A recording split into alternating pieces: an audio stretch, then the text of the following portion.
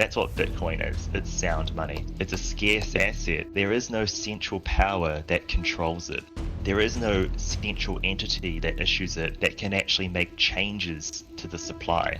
It can't be changed without your permission. You run your node and you check every single 10 minutes that no one's cheating. Now, why is that so important?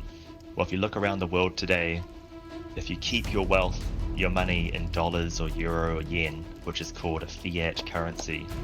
Fiat means value by decree. That's literally just an order from the top. You know, someone saying this has value. Well, what else have they been saying recently? We know there was 5 trillion US dollars. Now there are 25 trillion US dollars. They just create more. But they're not giving it out proportionately to what you owned before. So that means you're actually getting what's called diluted. You own less and less of the pie as they create more of it. It's a roundabout little backdoor or trick to try and steal your wealth from you. A really important point with Bitcoin is that there's only this one thing that's Bitcoin. But when it was first created, no one owned any of it.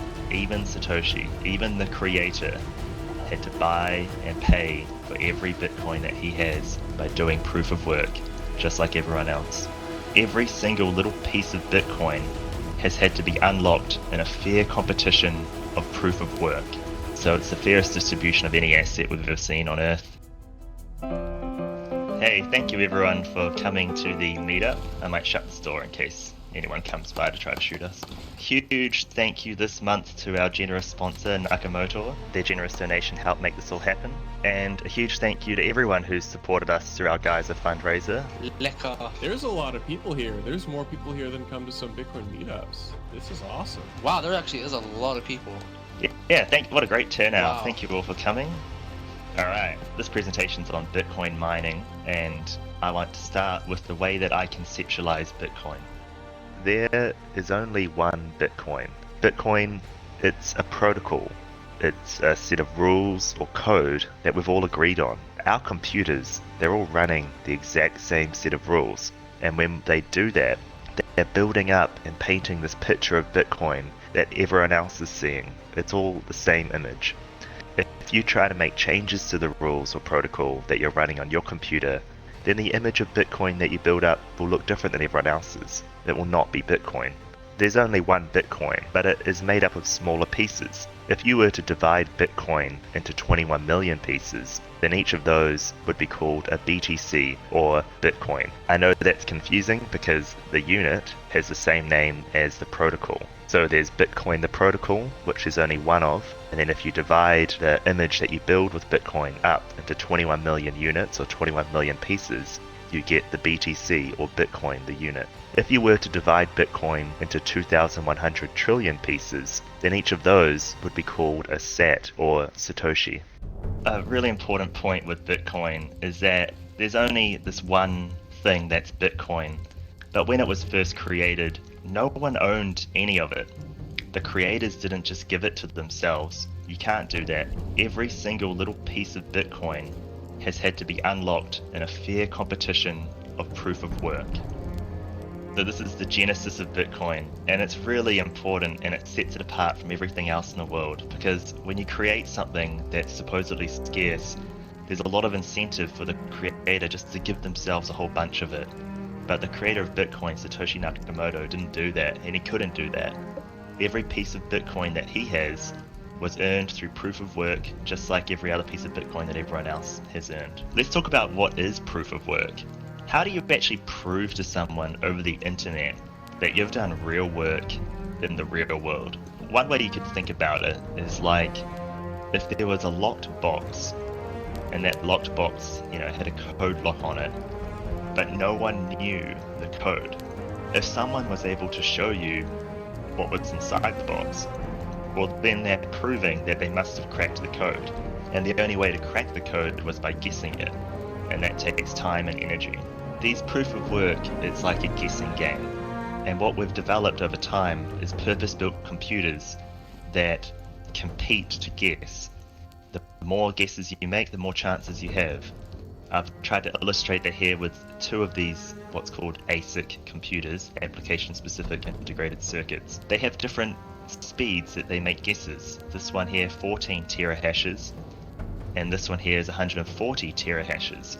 So it's kind of like the pickaxe versus the jackhammer. But if we've been developing these computers that are faster and faster at making guesses, why hasn't all of the Bitcoin already been unlocked? Yes, because it's on an emission schedule, so it doesn't matter how hard you work to get it, unlike a physically mineable object. Exactly. It has a schedule of emissions, and that's actually created through a mechanism called the difficulty adjustment. If you can imagine a four-digit pin might take, a few hours to crack with a code cracker, and a 5-digit pin would take longer, and a 6-digit pin would take longer than that. There's a similar type of adjustment that happens within Bitcoin, and it does it so that the proof of work is only found, the problem's only solved, roughly every 10 minutes. And on top of that, it's every 2 weeks, or every 2016 blocks, that it will make that adjustment to make sure that going forward it's roughly every 10 minutes. And then every 4 years, or every 210,000 blocks, the reward that you get for providing the proof of work cuts in half. Now, one way to illustrate that is if we imagine our one piece of Bitcoin, our one square, and half of it was unlocked through proof of work in the first 4 years. And then of what remained, half of that was unlocked in the next 4 years, because the reward cut in half after 4 years. And then the next 4 years, half of that was unlocked. So we're down here in this little section, 2021 to 2024, and the next halving happens in 2024. And so there's only this little white section of Bitcoin that hasn't been unlocked yet, but that's going to take a very long time. And this is that emission schedule. This was that fair distribution to make sure that all the Bitcoin wasn't just hoarded by the initial people who guessed the answers using their proof of work. A lot of the Bitcoin's already been mined, but also we are nearly 15 years into this, and it was important that it wasn't all just mined in the first month by the people who developed faster and faster computers. So it's the fairest distribution of any asset we've ever seen on Earth, and the main key takeaway is that even Satoshi, even the creator, had to buy and pay for every Bitcoin that he has by doing proof of work, just like everyone else. Proof of work, it serves two purposes. The one we've just covered is how do we distribute this scarce asset fairly? It helps ensure that it was fairly distributed over time. But another really key purpose that it achieves for Bitcoin is how do we make transfers of Bitcoin permanent? In this example here, Alice owns this little blue piece of Bitcoin, and she wants to give it to Bob. When the miner finds the proof of work, which happens roughly every 10 minutes, they'll update the state of Bitcoin to show that transfer of ownership, and we'll all use our nodes to just confirm that that was a valid transaction. We'll confirm that, yeah, Alice did have that Bitcoin that she's entitled to transfer to someone else. And we'll double, triple check that the miner who's proposing this new state of Bitcoin has actually attached a valid proof of work. They've actually done the work to win the right to update the ledger like that. I am going through this quite quickly. Yeah. Photo ask what makes an invalid transaction. So let's say, Photo, that you broadcast a transaction that says you want to give 100 Bitcoin to Central Salad. Well, if we check that transaction and the place where the Bitcoin's coming from, you say is yours, like you point to 100 Bitcoin on Bitcoin, you point to a section and you claim that it's yours and you want to transfer it to Salad, but if you don't provide the correct signature that proves that you own that piece of Bitcoin, then you're trying to transfer Bitcoin that you don't own to someone else. So we'll all reject that transaction. And not only will we reject that transaction, if the miner who actually tried to include an invalid transaction in their updated block, their updated state of Bitcoin, if they try to include an invalid transaction, they're risking losing that Bitcoin reward that they just spent all that time and energy doing the proof of work to earn. So that's where the mechanism works where it kind of forces the miners to be honest so that they don't risk losing their reward. Scando asks, wouldn't the computer have done that? All of our computers are checking that the transaction is valid, and Foddle's computer would also tell him that he can't broadcast that transaction because it's invalid, he doesn't own that Bitcoin. But that can't really stop him from trying. So that's why we all verify ourselves every single Bitcoin transaction, and we make sure they all have a valid history. That was all quite a lot of information. Hello. It's hopefully hello, welcome. It's hopefully a good starting point for you to learn more about Bitcoin. The main gist of what I was trying to explain today are that there are two key features of Bitcoin proof of work that really help Bitcoin. The first was it helped fairly distribute the Bitcoin, and the second was it helps make transfers of Bitcoin permanent. There is something else that's awesome about Bitcoin mining. There are some really good societal benefits of Bitcoin mining. The first and most obvious benefit is that because of this technology, we now have sound money. That's what Bitcoin is. It's sound money. It's a scarce asset that there is no central power that controls it. There is no central entity that issues it that can actually make changes to the supply. That supply schedule, that's all predetermined. That can't be changed by anyone. It can't be changed without your permission. You run your node and you check every single 10 minutes that no one's cheating. Now, why is that so important? Well, if you look around the world today, if you keep your wealth, your money in dollars or euro or yen, which is called a fiat currency. Fiat means value by decree. That's literally just an order from the top. You know, someone saying this has value. Well, what else have they been saying recently? We know there was 5 trillion US dollars. Now there are 25 trillion US dollars. They just create more. If you imagine that square we had up at the beginning, that pie, that piece of Bitcoin, I tried to explain that there's only one Bitcoin and it doesn't get any larger. We're actually just unlocking bits of it and dividing it up into smaller pieces, but it all adds up to one Bitcoin. What they're doing with fiat currency, what they're doing with the dollar, is that they're expanding the size of that pie, but they're not giving it out proportionately to what you owned before. So that means you're actually getting what's called diluted. You own less and less of the pie as they create more of it. It's a roundabout little backdoor trick to try and steal your wealth from you. It happens with companies with shares, you get your share ownership diluted, and it happens with dollars. Now, there are two or more really awesome benefits of Bitcoin mining that I'll touch on briefly, and I could talk for those for hours. Harnessing remote or wasted energy. Like, that's a huge game changer. There is a lot of energy resources in the world that are untapped. There's also a lot of energy that's wasted. Now that we have computers that we can take anywhere in the world, plug them in, and they can utilize that, they can harness that energy and they can monetize it. They can turn it into Bitcoin. The Bitcoin network is effectively paying for that energy. That changes everything.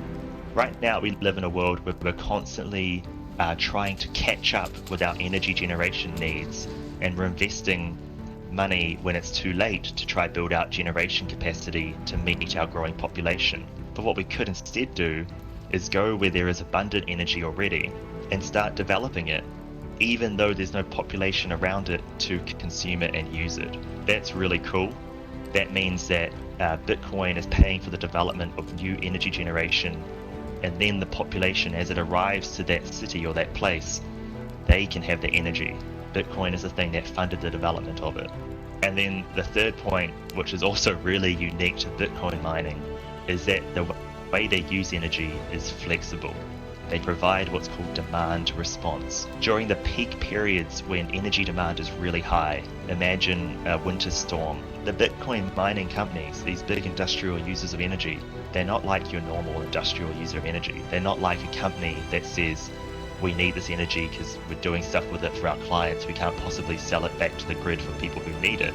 Bitcoin miners are different. They're like, oh shit, someone else needs the energy, someone else is willing to pay more than what we contracted to pay for the energy, we'll just sell it to them. And that helps prevent those big peaks in energy prices that really hurt consumers and actually really hurt the environment, because during those peaks, sometimes you have to turn on energy generators that you wouldn't need to turn on otherwise. So the flexibility of Bitcoin's energy use actually lowers energy prices for everyone. Those last 2 points is a lot to talk about, but I will leave it there. Thank you all for listening to this Bitcoin talk. Anyone else who wants to talk about Bitcoin, jump on up here. I'll get up and say something. Stubbs. Hello, everybody. If you're wondering a little bit about the company sponsoring this month, Nakamotor, it's short for the term Satoshi Nakamoto's motor, which is this idea that Bitcoin monetizes energy anywhere in the world. I posted a picture of one of our sites, and it features a location which is a string of well sites in Oklahoma where we've got Bitcoin mines in containers set up on those well sites, and that is energy, that's natural gas that is produced, which would otherwise be wasted, both stuck on site because of transfer issues, and in some cases flared, which means literally just burnt into the air. And this is because this gas has to be produced as associated gas with the oil, which is the primary product of those wells. But depending on where you come from, whether you're hardcore capitalist or environmentalist, this Bitcoin mining solves both of your problems. We can reduce greenhouse gases by combusting that methane and making it 30 to 60% less damaging to the environment. Or if you care only about your bottom line, we can make money and pay you cash or Bitcoin for an energy source that was otherwise at cost to you. This is one of the really cool things about Bitcoin mining, and that's just one little example of how Bitcoin mining and Bitcoin is fixing the world. Oh my God. Oh, this is, oh, that's so cool. Yeah, this is actually a shot of from a documentary that's coming out here probably this month. That guy in the white hard hat in the middle is a well-known podcaster in Bitcoin. His name is Peter McCormack. It's a great newbie-friendly podcast called What Bitcoin Did. And you can see actually on the right is you've got this giant pump jack, and on the left you've got what in the far distant corner you've got some containers, and in those containers are the computers that mine Bitcoin. So yeah, it's really interesting because Bitcoin's not something that only exists sitting at a computer. You actually go out into the real world and find a lot of the infrastructure that exists out there, and you can plug Bitcoin mines into it, and it solves a lot of your problems. And it's one of the cool things because so much in the world is political today. I mean, we're looking at a well site, right? This is a hot topic. But Bitcoin mining allows us to both be pro-energy and pro-environment. And that's one of the really exciting things. Yeah, this is really cool. That's so cool. Bitcoin! Bitcoin! Perfect. Give me the blood.